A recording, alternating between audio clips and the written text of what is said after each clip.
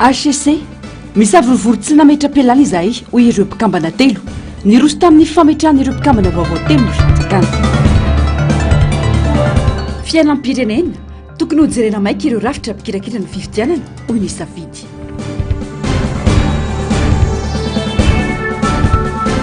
fiaran'ny masany Madagasikara sy Rosia tokony handalo eo nanivon'ny antenimera fa sarofaitra hoy ny jeneraly Ramakavelo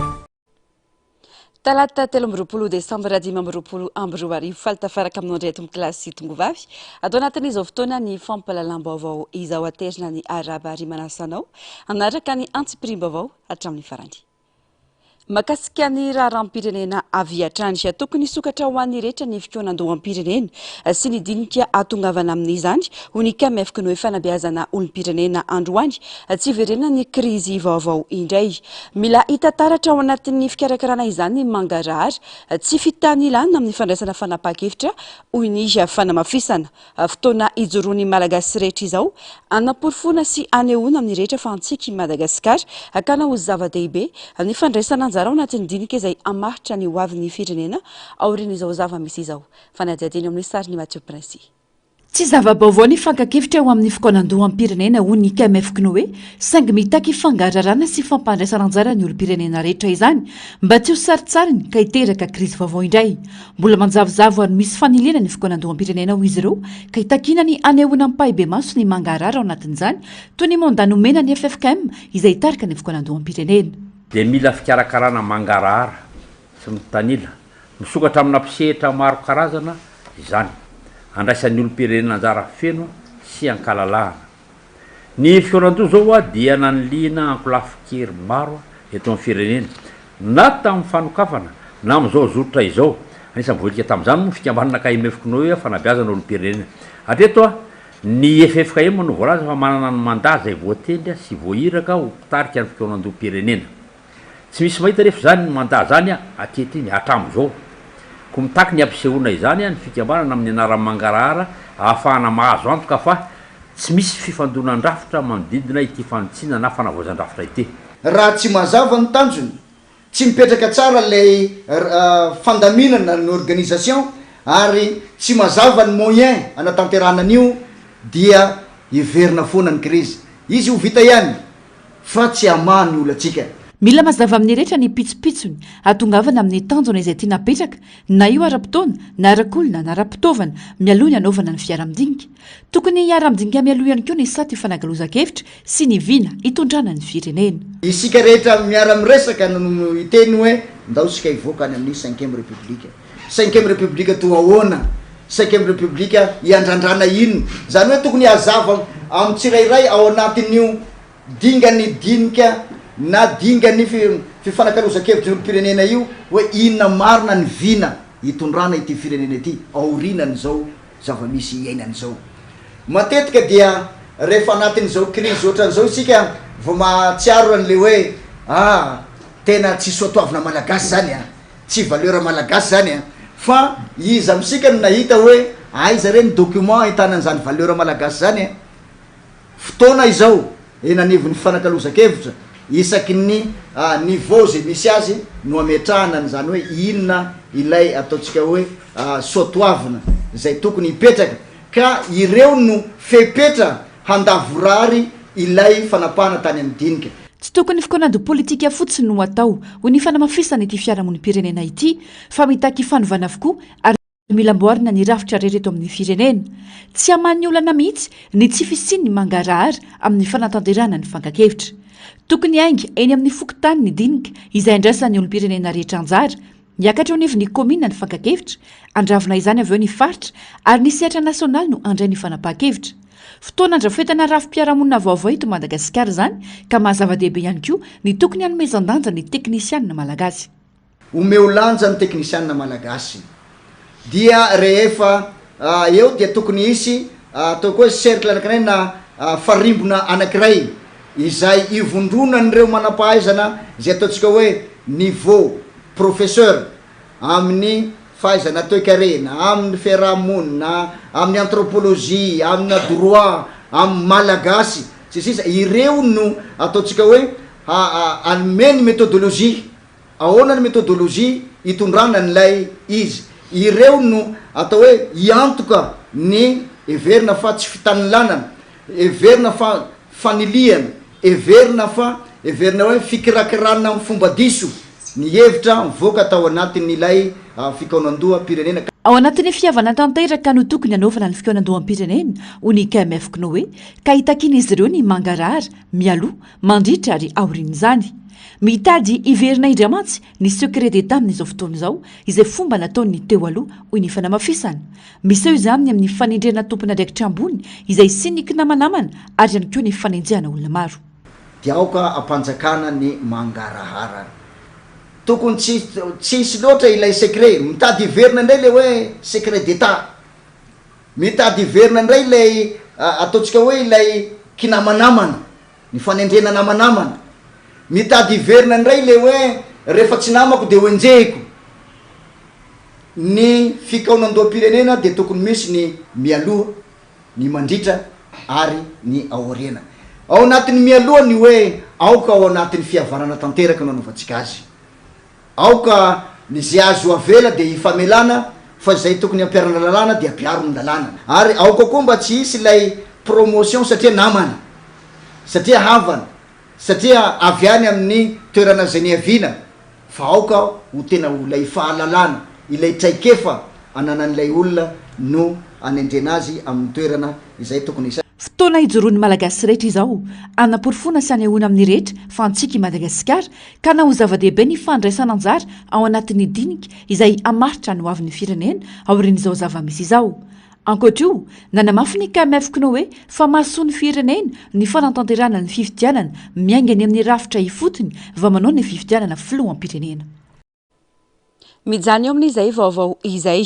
tsy ny lalam-panorenana no tena fototry ny olana fa ny toe-tsaina sy ny fitiavan-tena manjaka eto amin'ny firenena ho ny jeneraly misotro ronono Ramakavelo Désiré Androany raha mbola toe-tsaina tia tena no hitondrana ny firenena dia sarotra inona sy antenaina ny tena fanovana sy fanavaozana eto amin'ny firenena tsy ny lalam-panorenana ihany no takiana avaoziny na ny firosoana amin'ny repoblika vaovao fa ny toe-tsaina hoy ny fanazavana amin'ny fandraisam-peo ny Germain Omejanary sary sy rindrantsary ny mbola afa-tsara. Enimpolo taona mahery izao no niverenan'ny fahaleovantena ny Madagasikara ary efa hiditra amin'ny repoblika fahadimy isika amin'izao isaky ny 12 taona raha ila indrindra dia misy krizy foana eto Madagasikara olana fitiavantena no misy eto noho izany raha tsy misy ny fanovana ny toe-tsaina dia tsy iova ny zava-misy eto amin'ny firenena ka afaka fotoana vitsy dia iaina krizy indray ny firenena tomponantoka amin'izany ny vahoaka malagasy ho iatrany ny fanehoan-kevitra tsy ny lalam-pandrenana na ny lalàna misy eto amintsika no olana fa ny toe-tsaina sy ny fitiavan-tena ho iatrany ny fanazavana fanavaozana toe-tsaina keny tena mahatonga atsika ohatran'io ty tena tsy manaja lalàna sy ny sisy zay aloha raha vao manana mieritreritra fanavaozana zay za ve tena vonona hanova ny toe-tsaiko toe-pokony toe-panahiko ka tsy katsaka afa-tsy ny tompontsony firenena iombonana any ankely voalohany azonao dolany manova rafitra fa raha ny toe-tsainao tsy miova rafitra inona ny atao eo any tsy maintsy menga amintsika fa vita resaka fotsiny hoe fanavaozana fa tany manan-karena ve de hoe firenena mahantra ve inona mahatonga zany toe-tsaina ary maninona miverimberina ataontsika hoe enimpolo taona mahery rao ny verenan'ny fahaleovantena hiditra amin'ny 5e république sika raha olona zany hoe raha ny tena marina isaky ny 12 taona de miova ny lalam-panorenana tsy lalam-panorenana naran'izany lalam-panorenana zany ny olona sasany misy maharitra 100 taona 200 taona ny sisy moa de mandato 700 taona zany ny atao hoe lalam-panorenana marina fa mety misy fanamboarana madinidinika eny tsefatsefan'iny fa tsy miova ny république fa mbola io ihany izy eo fa itsika zao hiditra amin'ny 5e république ao anatin'ny enimpolo taona mahery zany hoe isaky ny 12 taona ary inona mahatonga an'le mampiova ohatrany zay le hoe miverimberina foana le crise politique ny antony satria le toe-tsaina ny mahatonga an'io toe-tsaina maninona neny olona maharitra hoe 200 taona 700 taona satria zay toe-tsaina tena mipetraka tsara mihitsy ny sisiny tena mampaharitra azy tena ny azy le hoe tena miainga avy any fotony le tena hoe fametrahana an'le rafitra ny ataoko hoe dina mpiarahamonina dina de manana ny ataontsika hoe antemirana izy any amin'ny faritra de manana ny setry ny tena mpanapa-kevitra fa rehefa avy eo vao mety hoe hitambarany daholo be aty ambony zany eneny mampateza azy tsika tany dadasika angezabe ty a tonga de avy ty atanina rivona milatsaka le baiko tsy ny fanovana lalam-pandrenana na repoblika fotsiny no vahaolana fa ny fanovana lalina sy maharitra amin'ny toe-tsaina raha miorina amin'ny fahamarinana ny fampitokisana ary ny fitiavan-tanyrazana ny fietsika sy ny fanapahan-kevitra vao afaka anantena any Madagasikara milamina sy mandroso tokoa isika olova mendrika ho an'ny taranaka ho avy ho iatrany ny fanazavana manoloana ny vanim-potoana ny fanavaozana ara-politika amin'izao fotoana izao dia mitaky ny andiniana lalina sy andraisana andraikitraingana momba ireo rafitra mpikirakira fifidianana eto Madagasikara ny firaisamonim-pirenena safidy tsy maintsy hijerena maika ny famatorana sy ny fatokisana ny rafitra toy ny CENI sy ny HCC izay nahazoana fitarainana maro indrindra ny mahakasika ny listim-pifidianana sy ny fomba fitantarana ny fifidianana raha ny fanambarana nataon'izy ireo androany fanadadiana eo amin'ny sariny mbola afa-tsara. Ankoatra ny fiaraha-midinika ny eo amin'ny tetezamita iaraha-mitantana dia zava-dehibe sy goavana ny tokony isian'ny fitariana voahevitra sy mitombona amin'izay ho fanapahan-kevitra mikasika ny rafi-pifidianana toy ny CENI sy ny HCC. Fotoana tokony anomanana tanteraka ny momba ireo lalam-pifidianana izao vanim-potoana izao ka ao anatin'ny adi-hevitra malalaka sy mafonja ary andraisan'ny rehetra anjara no anatontosana izany. Betsaka ireo lesoka momba ny listim-pifidianana ary isan'ny inona sy nazahoana fitarainana ny momba ny rafitra mpikirakira fifidianana dia ny voamera maleo tena misahana ny fifidianana na ny CENI sy ny fitsarana abomba lalam-pandrenana na ny HCC hoy ny firaisamonim-pirenena safidy. Azo antoka ikarakara ireo fifidianana ho avy ve ireo rafitra ireo sa tokony ametraka rafitra hafa ny firenentsika hoy ny firaisamonim-pirenena nametra-panontaniana. Fatatsika tsara fa nanao le refonte de la liste électorale tamin'ny octobre 2022 hatramin'ny juillet 2023 sivy volana teo tsika nanao an'izany hoe refonte de la liste électorale. Io liste électorale io zany dia tena zava-dehibe satria miainga amin'io daholo ny ireo olona izay hifidy zany. Dia tao anatin'izay moa zany ny safidy nanao an'ilay observation ny refonte ny liste électorale iny dia nahita hoe mbola vitsy dia vitsy ireo tanora izay misoratra tao zany indrindrindrindra ny 20 hatramin'ny 5 taona zany. Io zany suite ny observation fa tsy hoe akory hoe napetraka fotsiny teo le izy. Dia zay zany hoe tao anatin'izay sivy volana ary tsika 3 report na échéance le izy tao anatintsika nanao refonte liste électorale. Zao nefa tsika raha hiatrika fifidianana ohatra tsika zany ny ataontsika hoe any amin'ny taona 7 sy 4 arivo dia mizao zany tsika sahady dia efa mila miomana amin'izay hoe anahoana io listy fifidianana io. Dia eo koa ny lazaina eto moa le resaka androm-panjakana izay mikarakara ny fifidianana. Fatatsika tsara fa maro ny kritika izay nataony olom-pirenena zany mahakasika an'izy ireo. Dia izay indrindra ny hoe tsara zany tafiditra ao anatin'ny maika dia maika le concertation nationale io zany inclusive sy structuré tsara fana zany mijery hoe tena mbola ireo ve no hikarakara n'ilay fifidianana ho avy izay napetratsika tao anatin'ny lalatsaina na refondation. Dia zay zany no hoe tiana horesana zany hoe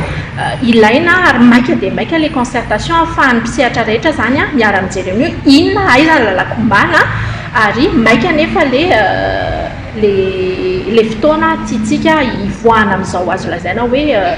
mbola anatina fotoana crise mamaivay Madagasikara zany. Ilaina koa ny fanomboan'ny fanabeazana sy ny fanentanana ny olom-pirenena tarihin'ny mpandray anjara rehetra mba ampitombona ny fandraisana andraikitra amin'ny fifidianana izay mikendry manokana ireo tanora 20 ka hatramin'ny 15 taona. Tokony hiainga amin'ny alalan'ny endrika ifanakalozan-kevitra azahoana listim-pifidianana feno kokoa izany raha ny fanazavana hatrany. Averina ihany fa ohatra hoe ny lalam-pifidianana mbola be dia be ny zavatra tsy tomombana ao anatin'io lalam-pifidianana io. Ny fangararan'ny fifidianana indrindrandrindra ny resaka financement ny fifidianana zany rehetrarehetra zany hoe mila fanapahan-kevitra maika zany dia mila volonté mila hita zany hoe io le mpitondra amin'izao fa tena vonona iroso amin'izay zavatra zay. Zay ataoko hoe misy le atao hoe lahara-pahamehana zany izay iandrasan'ny olona rehetrarehetra. Aoka fanapahan-kevitra iarahana no mivoaka eo. Inona marina ny etaetan'ny olona rehetra zany mahakasika an'ireo rafi-pifidianan'ireo. zay ihany angamba tiany olazay mba tsy isy zany le fanapahan-kevitra mandeha d'une façon unilatérale na tsy voahevitra zay mety miteraka zavatra hafa indray rehefa manoloana izany dia mananga ireo tompona ndraiky mpanjakana amin'izao fotoana izao mba hiroso amin'ny fanarenana iaraha manorona amin'ny mpiara-miombonantoka rehetra eto amin'ny firenena manomboka amin'ny fampidiniana ao amin'ny teteza mita iaraha mitantana ka anisany ivon'ny fampidiniana ireo rafitra mpikirakirany fifidianana izany ho an'ny firaisamonim-pirenena safidy miainga amin'ny fampidiniana nasionaly ho fototry ny fandaminana ny fifidianana malalaka tsy mitanila marina ary mangarahara raha ny fanazavana atrany pejiny politika kosa indray fanapa-kevitra goavana iankina ny fiainany vahoaka malagasy sy ny firenena ny fifanarana tony amin'ny Rosia sy Madagasikara ho ny jeneraly misotro ronono Ramakavelo Désiré mitaky fankakevitra ny nivon'ny anteny meram-pirenena ny fifanarana toy izao raha ny fanazavana saripady ny hery fiarovana sy ny toe-karena indrindra amin'ny fifandraisany iraisam-pirenena izay ahitana savovoro maro ankehitriny ho ny faneho-kevitra. Germaine Menjanary mbola avatsara trano. tena misy tokoa ny fahatongavan'ny fiaramanidina rosiana eto Madagasikara raha nirantina voaka ny filohan'ny anteny meram-pirenena tao amin'ny tambajotra serasera araka ny vaovao delegasionna rosiana 700 izay tarin'ny jeneraly rosiana Andrei Vladimirovich Andreev no tonga eto Madagasikara raha ny vaovao dia niona tamin'ny filohampanjakana tao anatin'ny rafitra ara-dalàna sy ara-diplomatika ireo delegasionna rosiana ireo voalaza koa fa vonona anoana sy anampy any Madagasikara i Rosia indrindra eo amin'ny sehatrin'ny fanofanana sy fanamafisana ny fahaiza-manao ny tafika malagasy izay antony dia sy fionana ary mety hitatra amin'ny lafiny ara-toe-karena ny fiaraha-miasa eo amin'ny firenena rotondo tena fiovana tokoa ny zava-misy ho ny jeneraly Ramakavelo raha ny ara-dalàna nefa dia tokony andalo eny anivon'ny anteny mera ny fanapahan-kevitra toy izao indrindra fa hoe rafitra fiarovana fa tsy raisina zavatra tsotsotra toy izao iveriko angamba fa anisan'ny endrika fanavaozana eto amin'ny firenena eo ataon'ny fitondram-panjakana eo satria tena mibaribary ary raha mikasety aloha ny hitako a jeneraly mihitsy mitafika rosiana no mitarika an'ilay delegation avy eo indray misy filazana hoe miaramila maromaro miaraka aminy mbola ampiana indray hoe misy fitaovam-piadiana dikan'izany ke dia fifanarahana ara-piarovana mihitsy anie zany zavatra ambony dehibe ambony bengy zany nefa everiko fa zany hoe fifanarahana ara-piarovana zany tokony hoe misy fifampiresahana any amin'ny anteny meram-pirenena sy any amin'ny anteny meran-doolona fa tsy tonga dia mandity manapaka fatsonrosan'izao fitondram-panjakana satria tena iankina ny aim-pirenena sy ny fiandrianam-pirenena zay toko tsika moa anatin'ny hoe fotoanany fanavaozana dia mety azo atao daholo zay tiana atao zay ny fahitako azy za aloha tsy gaga mahita andreny tsy gaga mihitsy mahita andreny ary midika izay ny amiko amin'ilay hoe resaka fanavaozana dia hoe hatrany amin'ny sehatry ny fiarovana sy ny fifandraisana amin'ny firenena velany dia isy ny fanavaozana io izy io tsika zany mety tomboka ilay fanavaozana mety tomboka any amin'ny sehatry ny fiarovana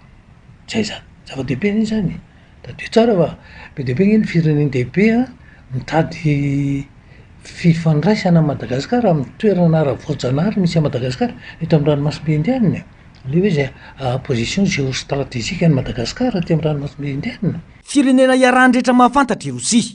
iarahan'ny firenena dehibe malala koa ny arena anana ny Madagasikara mila fitandremana ny fanapahan-kevitra toy izao ho iatrany ny fanazavana zavatra saropady ka tokony mila ny hevitry ny vahoaka hoy ny fanamafisana andeha ataoko hoe sanatriavin'ny vava amin'ny teny angambany sanatriavika le hoe sao de lasa ohatran'ny Ukraine tsika rehefa avy eo isy ady satria hoe fireneny dehibe zay mitsiritra Madagasikara tsy hipetra-potsiny amin'izao a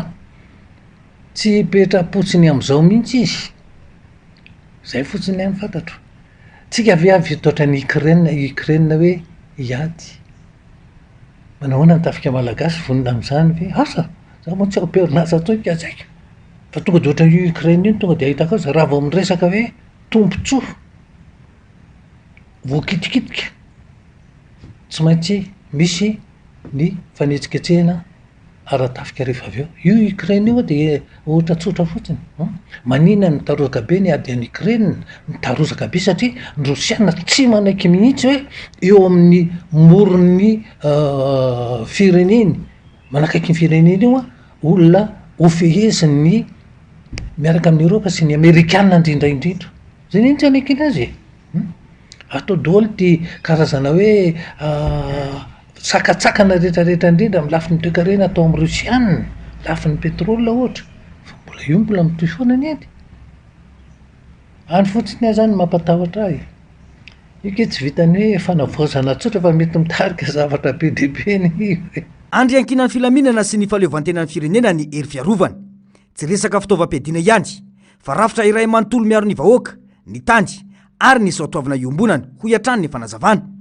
ny fanamafisana ny fanaraha-maso sy ny afepetra fiarovana no ahasakana ny fanitsakitsahana avy any ivelany izay mety animbany filaminana sy ny fiandrianam-pirenena izany no antoka ahafahan'ny firenena mitanany maizy azy sy ny zo anapaka ny hoaviny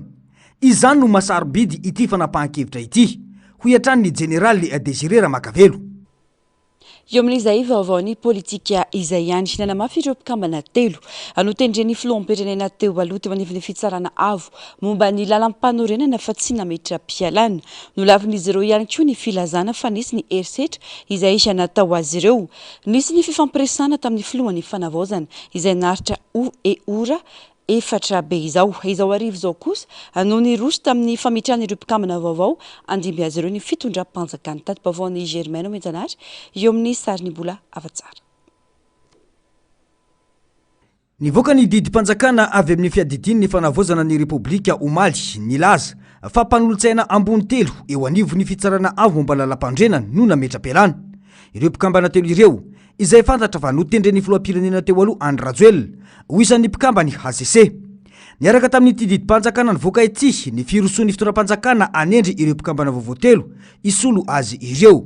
namoaka fanambarana nefa ireo mpikambana telo ireo fa tsy nametra-pialana ary tsy nahalala akory ity fanoloana azy ireo raha tsy teny amin'ny tambajotra serasera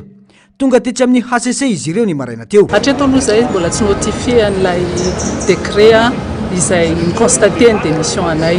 araka le fanambarana efa hitanareo iny a dia hoe nanao démission izahay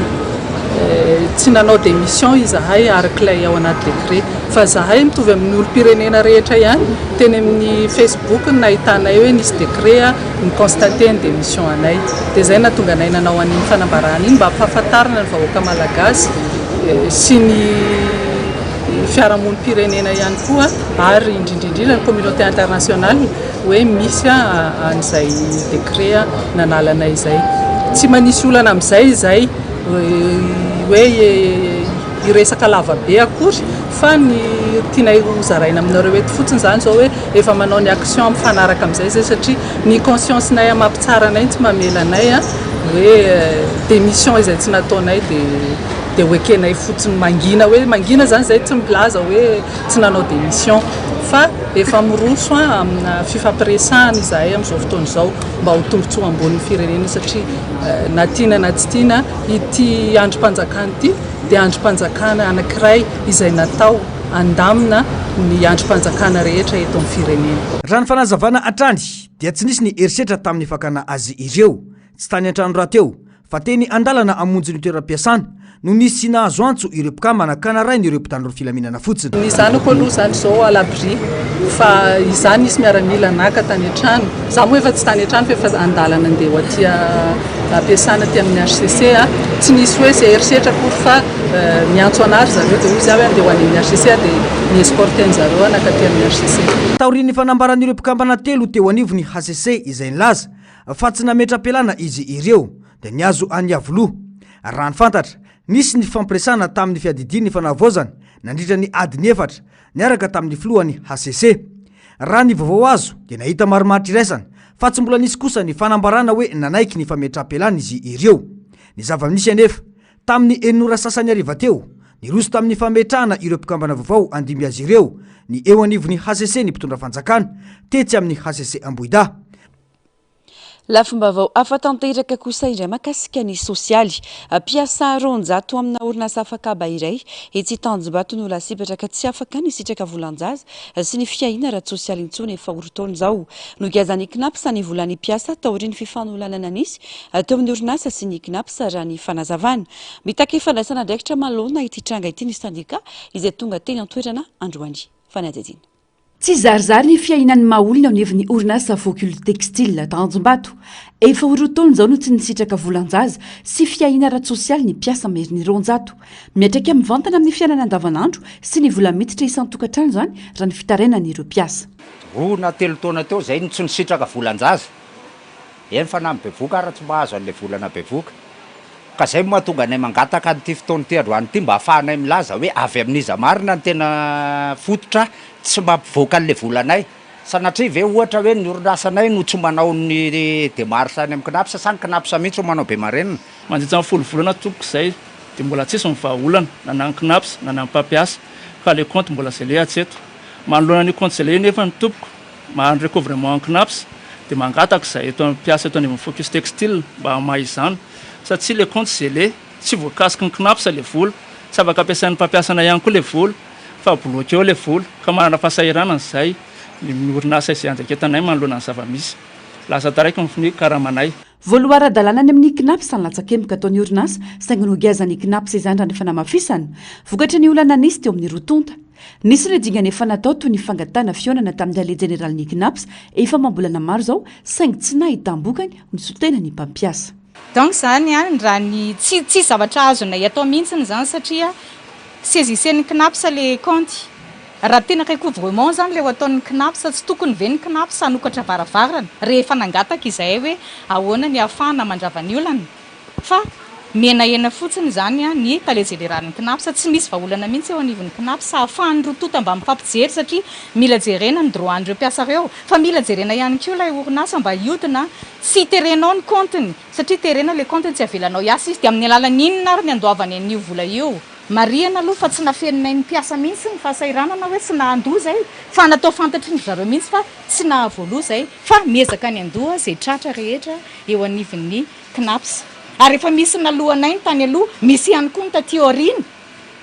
nalohanay kanefa ny knapsa de menaena fotsiny zany hoe eny anivon'ny tribonaly ny raharaha amin'izao fotoana izao ka mampanahy azy ireo ny fitarazony fitakina mampiseho ny fihetsiky ny knapsa amin'ny teraraha ity fa izy ireo mihitsy no lasa mamony mpiasa ho ny randrana syndikaly ka hitakin'izy ireo ny amerenana ny izony mpiasa fandefasana ny taratasy na fitorinan'ny orinasany amin'ny tribonaly no vahaolana ho an'ny mpiasa fa ny fandraisan'ny knapsa ny cotisation arotsaky ny mpampiasa mba hahafahan'ny mpiasa misitraka le zoany amin'ny mampikambana ao anatin'ny knapsany e satria raha izao a de tena lasan'ny knapsa idray zany a no lasa mamono ny mpiasa malagasy raha izao fandehan'izao a tody amin'gata le généraly aloha azava aloha fa volan'ny mpiasa manakaramanao a ho an'ny PCA mbola volan'ny mpiasa koa no tampikarama menanareo ao dikan'izany tokony tsy misy fampifilafilana fandraisana na mpiasa na mpampiasa manana olana te hifampiresaka aminareo amaha olana raha ny olona ho tonga ho any tokony mandray anareo fa raha ohatra ohatry tsy zay a de tokony makasisiny anareo a fa tsy voafehanareo zany a ny fitantana satria tsy natokana ho an'ny orinasa mamokana fotsiny io a fa sosialy io mampanahy ihany koa ny fihetsika seho ny ministry ny asa manoloana ity tranga ity ho ny fanamafisana fihetsika izay anaratsendrika ny fitondrana mijoro ho an'ny fanavaozana vao mainka ampitotongana ny toe-karena sy ny sosialy ny toejavatra tahaka izao raha tsy misy fandraisana andraikitra mijery fotsiny ve raha mato-ministra amin'ny zava-misy toy izao zany satria izy ny tokony hitondra fanovana raha mato-ministra raha ohatra ka ny tale généraly amin'izao fotoa zao a firongony satria ny teo findrana teo alonina metaka azy de andotony fitondrana amin'izao ve izy no tsy miazakazaka mamany olan'ny orinasa rehetra raha ny tena izy aza de tokony hiazakazaka ngatale généraly a amany olan'ny orinasa rehetra zay orinasa vonina androtsaka ny cotisation latsakembony a tokony miazakazaka izy aza ny tokony miazakazaka mandray ny mpampiasa sy ny mpiasany tsy mbola nahazomba avao makasika itiraraha ity kosa ny teo anivon'ny knapsa andrasana ny toiny Vaovao avy any amin'ny faritra olona manodidina ny 570 no mivelona amin'ny fitrandrana Valotsoa ao Bemenavony distrika ny Tsaratanana atao ry ny fitsanganana fikambanana Masoa ao an-toerana. Misy ny fitsipika ifampifehezana sy tsy maintsy arahiny rehetra ao anatin'izany nanamafy araka izany ireo mponina fa fanarahana fitsipika io no misy fa tsy tsindry araka ny feo mandeha. Niry Andrianarivony MBS Tambatondrazaka. Ny volana martsa 2024 no nanombo ny tantana ny fikambanana Masoa ny toeram-pitrandrana Valotsoa ao Bemenavony commune Sakomadinika distrika Tsaratanana. 20 izy ireo no nanangana ny fikambanana ka raha mato hoe herinirina cléa no filoha mandrindra izany fikambanana izany ny valy le dossier de tany 18 mars 2024 nivoaka mba zay kenika aloha fanaika be hoe nangataka hoe karakaro madame fa mijaly zay de io na tonga zay olo enigny amby roapolo angamba zay zay raha tsy diso za nanangana izy ty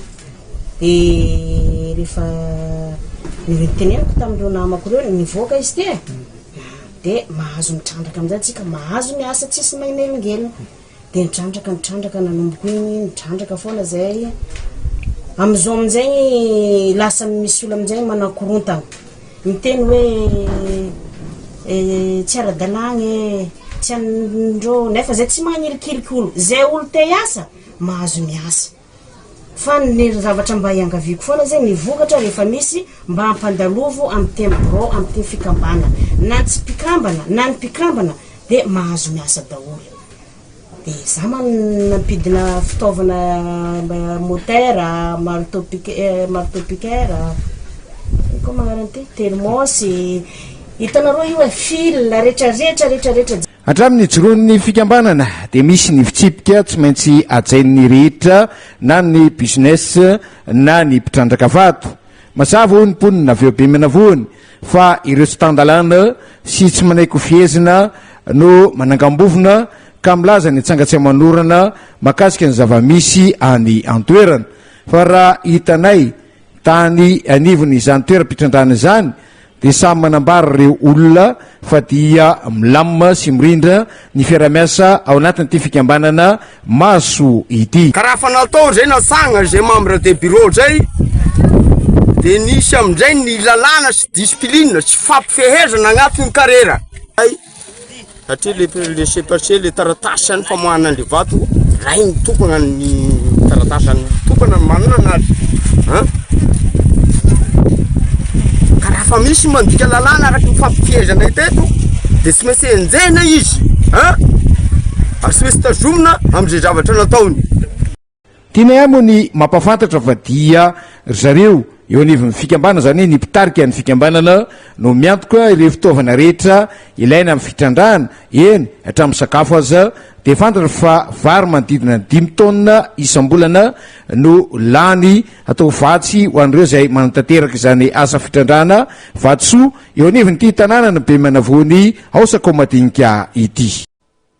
iverina eto Antananarivo isika ato anatin'ity fanadihadiana manaraka ity naritra 5 andro ny imo ho an'ny commune Ankarobato izay nifantoka indrindra tamin'ny fanadiovana sy fanajariana ireo faritra mora iara ny tondra-drano ho fiarovana ny mponina sy ho fanatsarana ny fahadiovan'ny tanàna tetikasa izay tsy vita ny manome asa vonjy-maika ho an'ny mponina ihany fa mitondra vahaolana maharitra hiatrana ny loza mety hitranga mandritra ny vanim-potoana ny orana ity tetikasa ity izay fiara-miasa ny solombavamokana Tsimondrano Girary Manarivo sy ny aveo ny ministeran'ny mponina fanadihadiana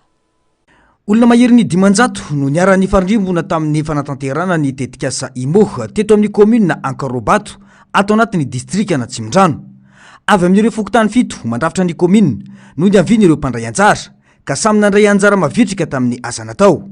nandritra ny 5 andro no nanatanterana ny asa ka nisy ny fandaminana sy ny fandrindrana manokana natao isan'andro mba ahatomombanana tsara ny asa sy azahoana vokatra mivaingana ny fantoka indrindra tamin'ny fanadiovana sy ny fanajariana ireo faritra mora iaran'ny tondra-drano ny etsika ho fiarovana ny mponina sy ny fanatsarana ny fahadiovan'ny tanàna naneo ny fanirian'ny itoizan'ny tetikasa ny mponina satria ankoatra ny fanomezana asa sy fidiram-bola ho azy ireo dia mitondra tombontsoa lehibe eo amin'ny fahadiovana sy ny fisoroana ny loza ateraky ny tondra-drano ihany koa ny vokatra azo asa aloha zany rarina mba hitoy satria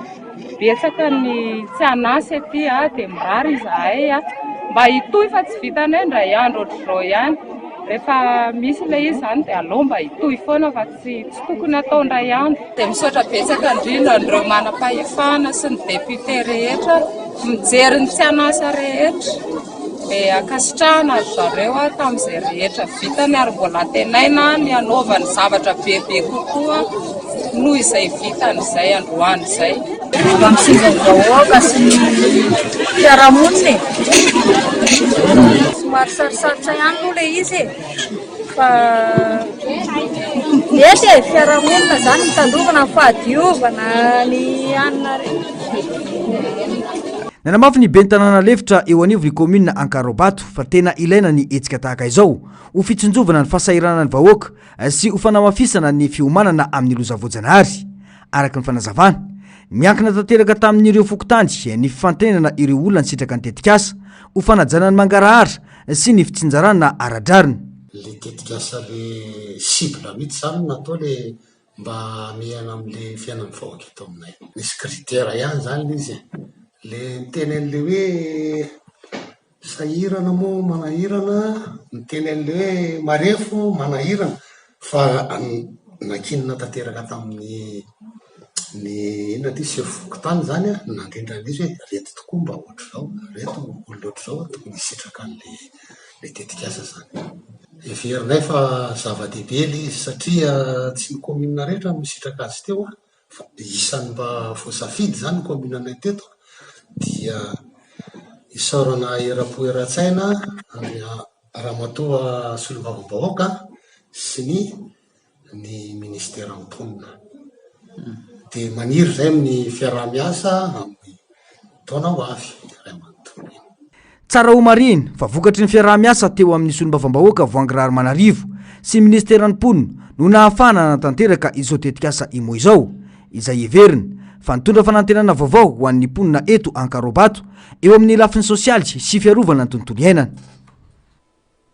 Notokanana tamin'ny fomba ofisialy androany fotodrafitrasa mamany amin'ny ampany ny olany pona eny Ambodimita amin'ny boriboritany fahenina tamin'ny alalan'ny fikambanana Oniso tombony azo tamin'ny vidindrano tantanany fikambanana no nahavitana ny fotodrafitrasa tahaka izao isan-taona etsika izay natao hamalina ny filan'ny pona eny fotony indrindra ny mpanjifa sy mba ho fankatahaga ho an'ny fikambanana sy ny mpitarika samihafa eny fotony mba tena hipaka sy hitambezina hiverina ho an'ny vahoaka ny asa izay atao panazavana eo amin'ny sariny Mathieu Princy. Ho afa-pasahirana natanteraka ireo mpivezivezy sy mpampiasa lalana ety Ambodimita no ny fahavitan'ny lalan-kely vita tamin'ny beton. Vita sarona ihany koa ny lakan-drano fandehanan'ny rano izay mampitondra faisana ny mponina rehefa fotoam-pahavaratra tahaka izao. Tombony azo tamin'ny vidin-drano tantanan'ny fikambanana Oniso no nahavitana ny fotodrafitrasa tahaka izao ary notolorana tamin'ny fomba ofisialy ho an'ireo mpanjifa ny androany. Miezaka izay manao fotodrafitrasa. Ny fotodrafitrasa izay ataonay moa dia antombony elan'ny dépense rehetra izay amin'ny volan'ny mpanjifa ao anatin'ny borne fontaine dia io moa zany hoe satria ny olona mividy rano mahafahan'ny olona le mividy rano dia nefa misy tombony ihany ho an'ny mpitantana le vidin-drano dia io ny ezahanay angonina anaovanay fotodrafitrasa. Dia ny zavatra atao androany moa zany dia fitokanana fotodrafitrasa anankiroa izay fa 4.7 sy fa 5.7. Misy pompe-drano 3.7 ety Ambodimita izay mizarazara isaky ny fokotany saingy ny 3 amin'ireo no tantanany fikambanana. Finiavana manokana avy amin'izy ireo no nahafahana nandray an-tanana ny pompe-drano isyakony sy teraka tombotsoa ny mpanjifa. Misy eo amin'ny efajato eo ireo mpisitraka ny tombony azo avy amin'ny pompe-drano ireo. Isaky ny fokotany dia manana fotodrafitrasa ohatr'izao ary izy io efa nisy fanavozana hoe natao fusion dia izay sao hoe Ambodimita zany ohatra hoe fokotany ray dia fusion ray fa izahay tsy sanatria hoe te hiavaka fa niala tao anatin'ilay fusion zay nanao fangatana hoe aloha say hitokana mihitsy dia izahay ihany no mitantana ny vola sy ny fikambananay. Dia noho ny ala moa izay dia hita mihitsy hoe rehefa ianao mitantana dia mazava be le fitantanana dia afaka miezaka manao zavatra. Ankoatra ny tombony ho an'ny mpanjifa, fitaratra ary fankatahaka ho an'ny mpitantana fotodrafitrasa eny fotony toy ny pompe-drano ny etsika tahaka izao. Ny rehetra izay tokony hanomevana ny asa atao hamalina ny filan'ny mponina eny fotony sy ny tambezina ho azy ireo. Tsy sanatria hoe midoka teny izahay na mampalaza tena fa raha tsara tantana daholo ny fotodrafitrasa na ny lavoara na ny borne fontaine dia tokony hisy ny hiverina ho an'ny mpanjifa dia tokony havita fotodrafitrasa kely majinijinika ohatr'izao daholo ny association izay moa tsy hoe manao lalana be fa tena hoe lalana andehanan'ny mpanjifa ty lalana ty zao tena hoe rehefa avy ny orana dia tena mandrevo indrindra ry amin'ny lana makany Tankety ary dia izay ny zahana hoe manao an'ilay foto-dravitra sakely ampiasain'ny mpanjifa. Ny afaka tamin'ity taona ity ny fanamariana ny fanolorana ny foto-drafitrasa ho an'ny mpisitraka raha solitena ihany no tsongaina isan-taona natrika izany niova izany ka ny mpanjifa rehetra mihitsy no nahazo fampitaovana toy ny koveta tampifaliana no nandraisan'ny maro izany. Satria tamin'ny tantanana ny pôpy io dia misy tombontsoa ho an'ny mpanjifa tambery ndraiky dia zaka ny tombontsoa amin'ny mpanjifa ny vidin-drano voalohany somatsara dia isorana betaka ny fitantanana fa tena mangarara tanteraka ny fitantanana voalohany dia misy tombony ao amin'ilay mpanjifa dia izay ny isorana ibetsaka ny fa mbola tsy nisy ohatr'izao ny pôpy rehetra teto amin'ny hatramin'izay nahapisy ny pôpy fa teto aminay ihany no misy amin'izao. Anamarika ny 12 taona ny joroany fikambanana amin'ny taona ho avy io ka ny hetsika manokana anatanterana hanamarian'izany fotoan-dehibe izany. Maresaka avy any ivelany hitrangana fanafiana tao Moscou ny alatsinainy maraina teo ka nahafaty manambonahitra ambony ao amin'ny état-major ny tafika Rosianina. Miroso amin'ny fanadiadiana ireo tompon'andraikitra ka ayahina ny fandraisana anjara ny sampampitsokolovana Ukrainiana satria efa nisy tranga toy ity tamin'ny taona 2022 izy ireo ary izy ireo no tompon'antoka tamin'izany fanampanazavana. Ny trangana fanafiana mahery vaika tao Moscou ny alatsinainy teo vokany namoinainy lieutenant général Fanny Sarvarov lehibe ny sampandrara misahana ny fanofanana ara-miaramila ao amin'ny état-major ny tafika Rosianina. Araka ny tatitra ofisialy, bomba napetraka tao ambany fiara nitondra azy no nipoaka ka naparatra mafy ity manamboninahitra ary nitarika ny fahafatesany taty aoriana. Nambaran'ny komity Rosianina misahana ny fanadiadiana fa nisokatra avy hatrany ny fanadiadiana ara-pitsarana mikasika ity tranga ity izay heverina ho fanafiana no kendrena manokana. Ahina ny mety ho fandraisana anjara ny sampampitsokolovana Ukrainiana izay efa voaroiroy tamin'ny tranga mitovitovy amin'izao miseho izao.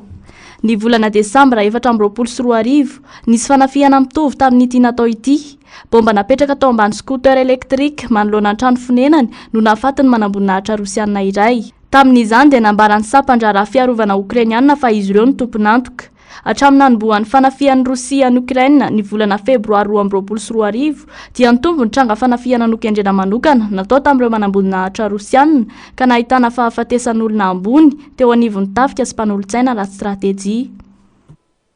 Ilay vehivavy lava volo indrindra maneran-tany sy ny vorona manana tenda lehibe miavaka amin'ny vorona rehetra ireo no tranga hafakely hoentina amintsika tao anatin'ity fanadiadiana manaraka ity araoary. Vehivavy teratany sinoa izy Sesiping, teraka ny taona 790 ny tenany, ny volony no lava indrindra eran-tany. Ny taona 770 nanomboka teo amin'ny 770 taona no navelan'ny halava ny volony. Ny valume 420 nahatratra 5,720 metatra ny volony.